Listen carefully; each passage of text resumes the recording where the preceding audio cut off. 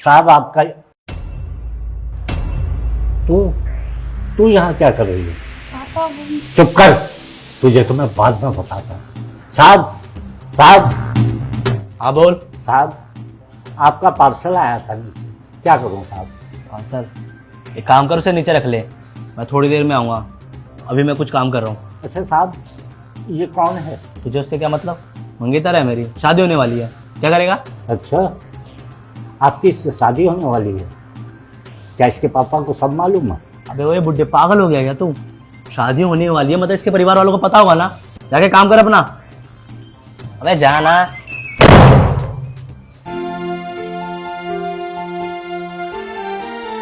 मेरी बेटी मुझसे इतना झूठ बोलेगी, मुझे उम्मीद नहीं थी।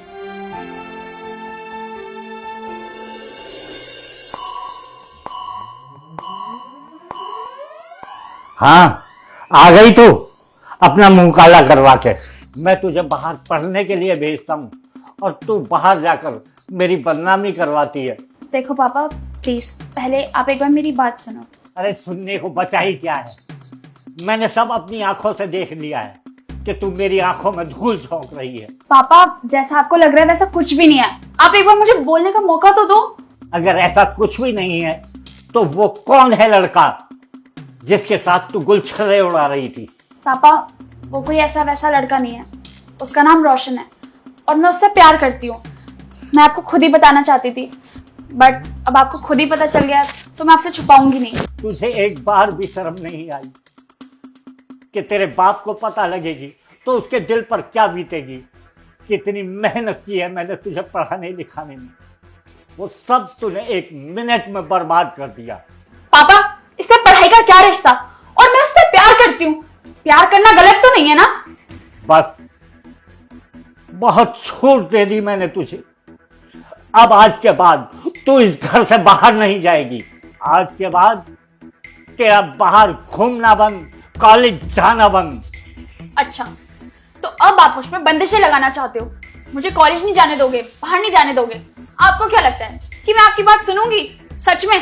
पापा एक बात कान खोल कर सुन लो, मैं बाहर भी जाऊंगी और रोशन से मिलूंगी भी, समझे?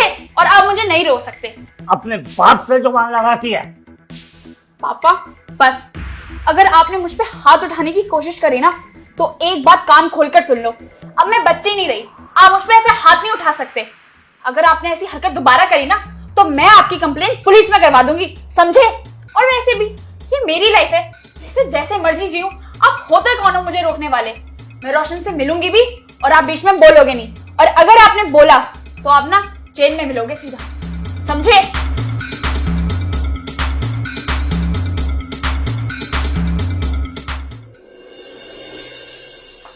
हाँ बेबी, अरे तुम टेंशन मत लो, होता रहता है ये तो। और वैसे भी पापा की एफडी के सारे पैसे तो मेरे पास ही है, बात 50,000 रुपए की है, तुम टेंशन मत लो, मुझसे ले लेना। ये इतना महंगा फोन कहाँ से आया? पापा आपका दिमाग तो नहीं खराब हो गया है? अरे मैं फोन पे बात कर रही हूँ, इतना चिल्ला क्यों रहे हो? अगर रोशन सुन लेता तो कैसा लगता उसे? पहले ये बता, इतना महंगा फोन आया कहाँ से तेरे पास? रोशन ने दिलाया। क्यों, आपको क्या दिक्कत है? आप तो दिला नहीं सकते, आपकी इतनी हैसियत कहाँ है कि इतना महंगा पूरे 1.5 लाख रुपए का फोन दिला सको? तुझे वो तेरे ही पैसों से फोन दिला रहा है और तू कहती है बड़ा अमीर आदमी है। बस पापा अपनी ना ये बकवास प्लीज आप बंद कर लो। और वैसे भी क्या फर्क पड़ता है इन चीजों से? रोशन मुझसे प्यार करता है और मैं उससे प्यार करती हूँ, और ऐसे ये गिफ्ट्स वगैरह तो चलते ही रहते हैं। और बात 50,000 रुपए की है, वो भी तो इतना खर्चा करता है मेरे ऊपर। और आपको कितनी बार समझाया मैंने कि मेरे और उसके बीच में मत बोला करो, आपको समझ नहीं आता। और मैं तो दूंगी पैसे, अब से जो होता हो ना आप वो कर लेना, समझे? हेलो, हाँ कुछ नहीं रोशन, तुम्हें पता तो है पापा की आदत का, बेफिजूल की बातें करते रहते हैं। तुम टेंशन मत लो, मैं करवा दूंगी। लड़की की तो मती मारी गई, ना जाने क्या जादू कर दिया है। हाय शेखर। हाय कोमल, तुमने मुझे अचानक यहाँ बुलाया, कोई जरूरी काम है क्या? शेखर वो मुझे तुम्हारी मदद की जरूरत थी। मेरी मदद चाहिए थी? मैं कुछ समझा नहीं, साफ साफ बोलो ना। वो मुझे ना 2 लाख रुपए चाहिए थे। 2 लाख रुपए चाहिए? लेकिन क्यों? यही पूछना होता है क्या? शेखर एक्चुअली मेरे पापा के लंग्स में ना प्रॉब्लम है और डॉक्टर ने कहा है कि जल्दी से जल्दी उनका ऑपरेशन करवाना पड़ेगा, वरना दिक्कत हो सकती है। अरे कोमल, तू रो क्यों रही है? मैं हूं ना तेरे साथ, मैं दूंगा तेरे को पैसे। तू चल चल मेरे साथ आ।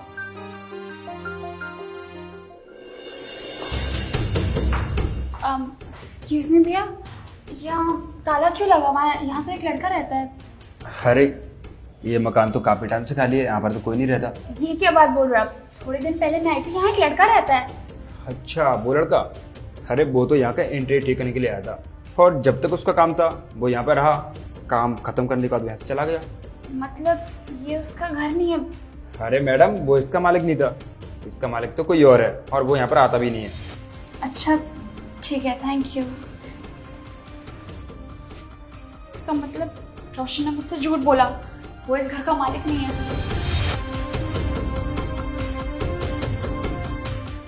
इसका फोन क्यों नहीं लग रहा? अपना फोन ही बंद कर लिया। इसका मतलब रोशन ने मुझसे झूठ बोला, आज तक वो मुझे धोखा दे रहा था। मैंने तो उसे पैसे दे रखे हैं, मैं पापा को क्या जवाब दूंगी?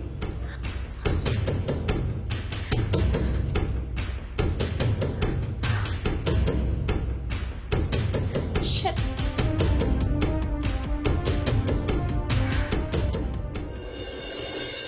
अंकल जी यहाँ।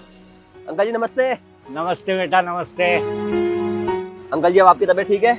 मैं तो ठीक ठाक हूँ बेटा। वो आपके लंग्स में प्रॉब्लम थी ना, उसका ऑपरेशन होना था, हो गया ऑपरेशन? क्या बोल रहा है बेटा तू? ये सब कुछ आपकी बेटी ने मुझे बताया था कि आपके लंग्स में प्रॉब्लम है, और आपके इलाज के लिए उसने मुझसे 2 लाख रुपए लिए हैं। तुझसे 2 लाख रुपए लिए? मतलब उसने तुझसे झूठ बोलकर तुझसे 2 लाख रुपए लिए? क्या कोमल ने मुझसे झूठ बोला है? हाँ, उसने झूठ बोला। तो चल मेरे साथ।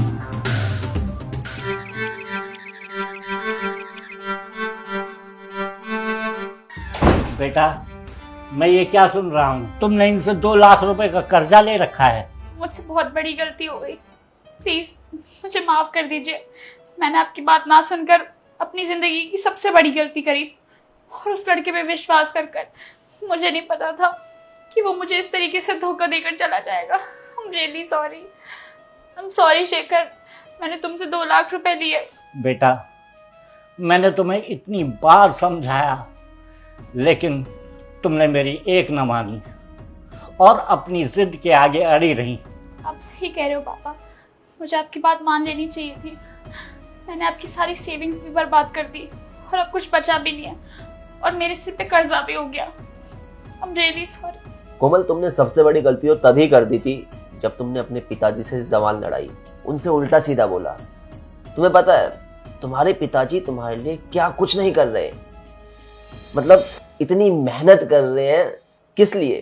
ताकि तुम अच्छी जिंदगी जी सको। और कोमल, कई बार क्या होता है ना, हमें लगता है कि हमारे माँ बाप हमारे लिए अच्छा नहीं सोच रहे, वो जो कुछ भी बोलते हैं हमें भाषण टाइप का लगता है, लेकिन सच कहूं तो माँ बाप के अलावा दुनिया में कोई हमारा उतना भला सोच ही नहीं सकता जितना हमारे माँ बाप हमारे लिए सोचते हैं। माँ बाप कभी नहीं चाहेंगे कि उनके बच्चे को कष्ट हो, उनका बच्चा गलत राह पर जाए। तुम्हें पता है कोमल, इंसान अपने बच्चों को क्यों पढ़ाता है, क्यों लिखाता है, क्यों अच्छे संस्कार देता है? इसलिए ताकि उनका बच्चा अच्छा इंसान बने, और साथ ही साथ जिंदगी में जो सुख सुविधाएं वो खुद हासिल नहीं कर पाए, जो तकलीफें उन्हें झेलनी पड़ी, वो उनकी औलाद को ना झेलनी पड़े। उनकी औलाद हमेशा खुश रहे, जिंदगी में तरक्की करे, नाम कमाए।